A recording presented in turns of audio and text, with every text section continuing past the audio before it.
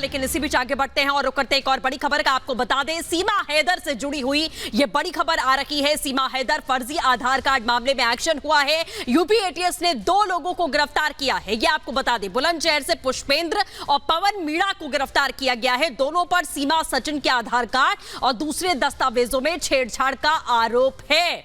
जिस तरीके से फर्जी आधार कार्ड बनाकर सीमा हैदर को दिया गया था ताकि उसकी मदद से वो नेपाल से भारत तक का जो रास्ता है वो तय कर पाए, और इन 2 लोगों को यूपी एटीएस ने पकड़ा है। और इस पूरे मामले में अब तक तफ्तीश जो है वो लगातार जारी है। ये इस वक्त की बड़ी खबर आपको बता रहे हैं। और इसी के तहत आपको बता दें कि रिपब्लिक भारत की टीम भी नेपाल पहुंची और लगातार ग्राउंड से ये पता लगाने की कोशिश की कि नेपाल में सीमा हैदर की मदद आखिरकार किसने की। और आपको हम ये भी बताएंगे कि कैसे एक भारतीय महिला का रूप धारण करके बड़े ही शातिर तरीके से सीमा हैदर ने सभी को चकमा देते हुए वो भारत में दाखिल हुई। देखिए ग्राउंड से हमारी एक्सक्लूसिव रिपोर्ट।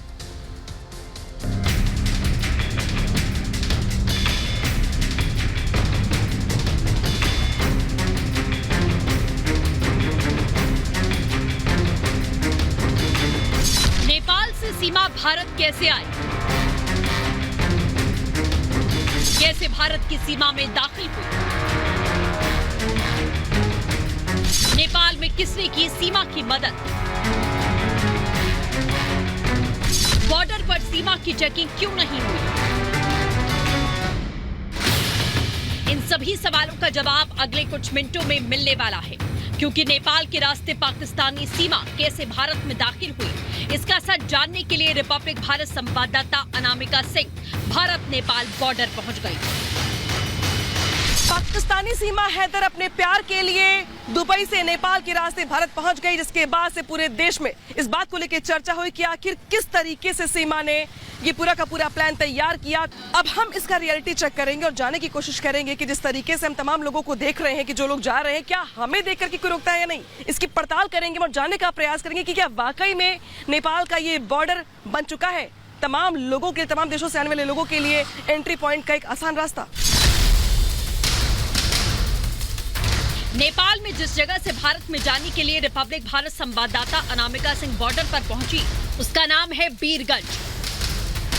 नेपाल में सड़क के रास्ते से भारत में दाखिल होने का ये प्रमुख रास्ता है। और जब अनामिका यहाँ पहुंची तो नजारा हैरान करने वाला था। बॉर्डर पर दोनों ओर से लोग बेरोक टोक कार, बाइक और साइकिल से आ जा रहे थे। न कोई पूछने वाला, न कोई जांच करने वाला। सैकड़ों लोग ऐसे ही आ जा रहे थे, क्योंकि भारत और नेपाल का रिश्ता रोटी और बेटी का है।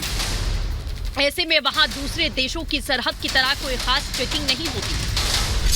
भारत से नेपाल के रिश्ते हमेशा से ही काफी अच्छे रहे हैं और ये कई मायनों में दोनों देशों के लिए बहुत फायदेमंद भी रहा है। लेकिन इसका फायदा उठा रहे हैं तमाम वो लोग जो बड़ी आसानी से सीमा पार कर भारत में दाखिल हो जाते हैं, और कुछ ऐसा ही सीमा हैदर ने भी किया। ये देखिए आप जिस तरीके से मेरी मौजूदगी है, अब मैं ये जो देख रहे हैं आप, ये जो बड़ा सा गेट, जो मुख्य द्वार है, ये दरअसल बॉर्डर पार करके आप पहुंच जाएंगे भारत के अंदर। और ये देखिए जो निशानी के तौर पर देख रहे हैं आप कि दोनों देशों में किस तरीके से हाथ मिलाने का जो सिंबल है वो दिखाई दे रहा है आपको।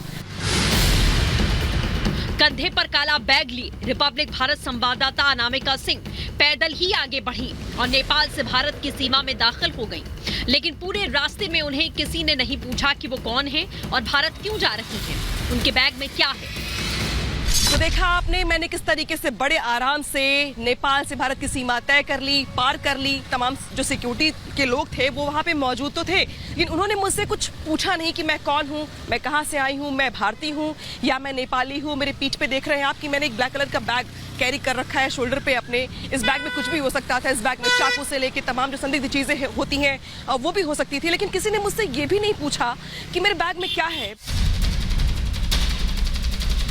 साफ है कि ऐसे ही सीमा हैदर ने भी अपने 4 बच्चों के साथ बॉर्डर पार किया होगा, लेकिन जब वो हिंदुस्तान की सीमा में दाखिल हुई तो भारतीय करेंसी का इंतजाम कैसे किया, इसका भी सच देख लीजिए।